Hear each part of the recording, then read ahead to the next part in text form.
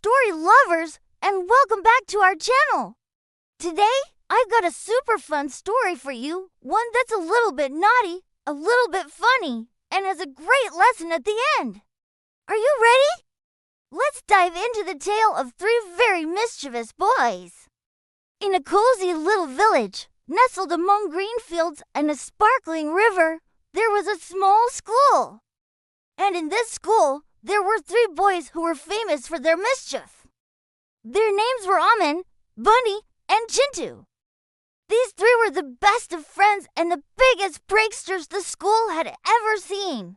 They were like a little whirlwind of trouble, always cooking up some new scheme to make everyone's day a bit more chaotic.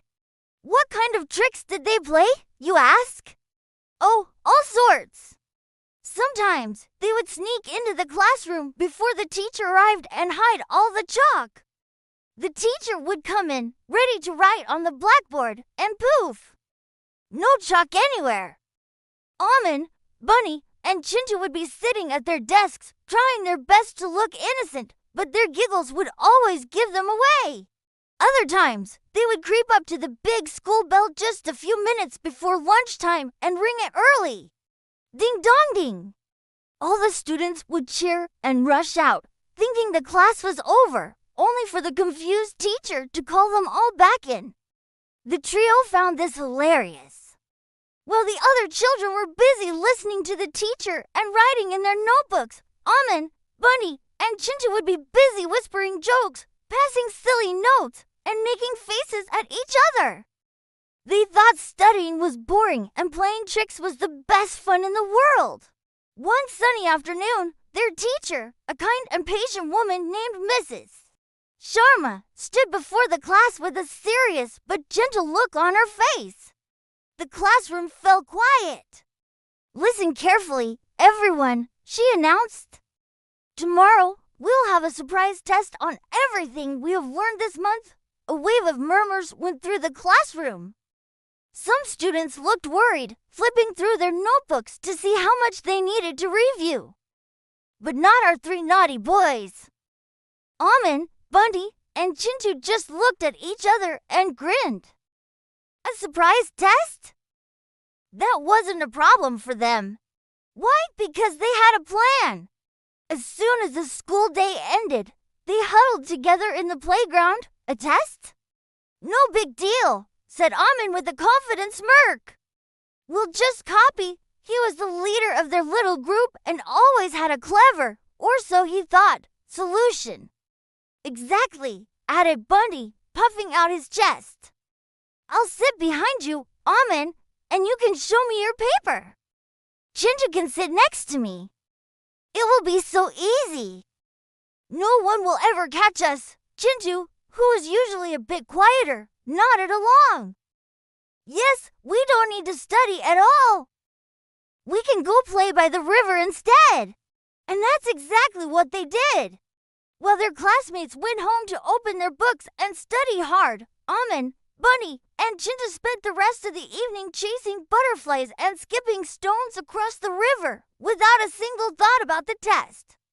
They were so sure their plan to cheat was foolproof. They laughed and joked, completely carefree, convinced they had outsmarted everyone. The next morning, the air in the classroom was thick with anticipation. The boys walked in, feeling very pleased with themselves. They winked at each other as they headed to their usual seats, ready to put their grand copying plan into action. Amin sat down, expecting Bunny to slide into the seat behind him. But just as everyone was settling in, Mrs. Sharma clapped her hands. All right, class! Before we begin the test, we're going to try something a little different today. I'm going to change your seats. Amin's, Bunny's, and Chintu's eyes went wide. Their jaws dropped. This was not part of the plan, Mrs. Sharma began calling out names and pointing to new desks. Amin, you will sit over there, in the far corner by the window. Amin reluctantly picked up his bag and moved to the isolated desk, as far away from his friends as possible. Bunny, she continued, you will sit right here, at this empty desk in the middle row. All by yourself? Bunny gulped and walked to his new seat, surrounded by empty space. There was no one to copy from. And Chintu, Mrs. Sharma said with a knowing smile, "You can have the special seat today. Right here, in the very front row, directly in front of my desk." Chintu's face turned pale. He slowly shuffled to the front, feeling the teacher's eyes on him. Their perfect plan had completely fallen apart. There would be no whispering. There would be no secret signals. And there would definitely be no copying.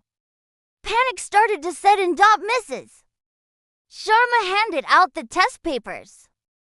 "You may begin," she said calmly.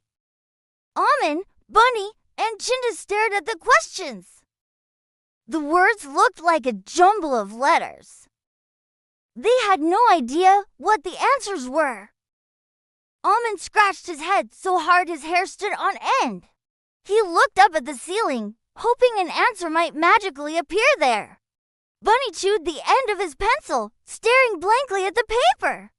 He glanced around, but everyone else was busy writing. Chintu kept his head down, pretending to think, but his mind was completely empty. He could feel Mrs. Sharma watching him from her desk. The clock on the wall seemed to tick louder and louder. Tick-tock, tick-tock. Time was running out. They scribbled down a few guesses, but they knew it was no use. When the final bell rang, signaling the end of the test, they handed in their nearly empty papers with heavy hearts. All three of them had failed. Miserably. That evening, the three boys met by the river again, but this time, there was no laughter. They sat on a log, watching the sunset, feeling a heavy weight of shame. The fun of their pranks and the confidence of their cheating plan had vanished, replaced by the bitter taste of failure. Chintu spoke first, his voice barely a whisper. "We should have studied." Amin, who was usually so bold, nodded slowly. "You're right. Trying to cheat was a stupid idea. We just made ourselves look foolish." Bunny sighed. "All our classmates who studied are probably feeling so happy and proud right now.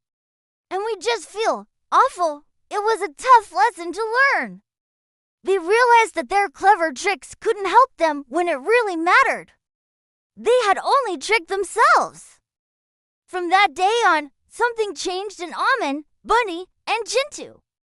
They made a pact. They decided they were done with the lazy way out.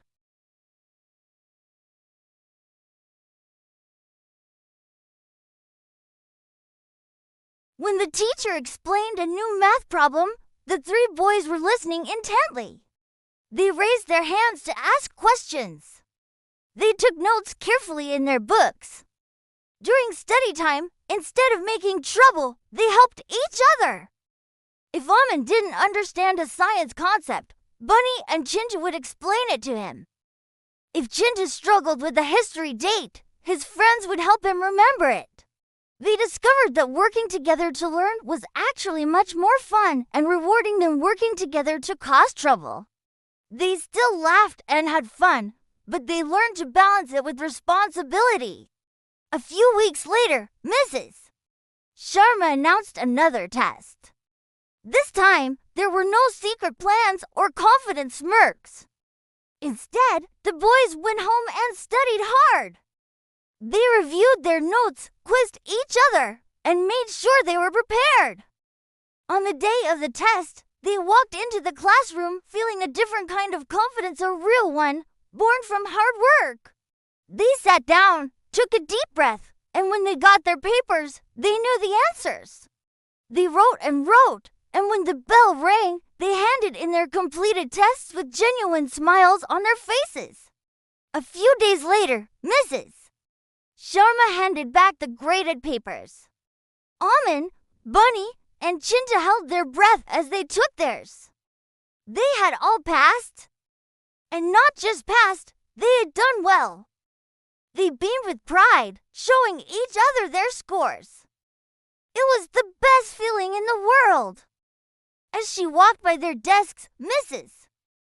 Sharma paused and smiled warmly at them.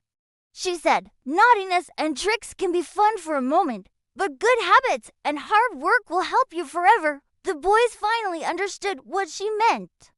They learned a very important lesson that day. The real secret to success isn't about finding clever shortcuts or cheating the system. It's about honesty, putting in the effort, and working hard. That's the kind of success that feels truly good and lasts a lifetime. And from that day on, Almond, Bunny, and Chintu were still the best of friends, but they were known less for their pranks and more for their progress.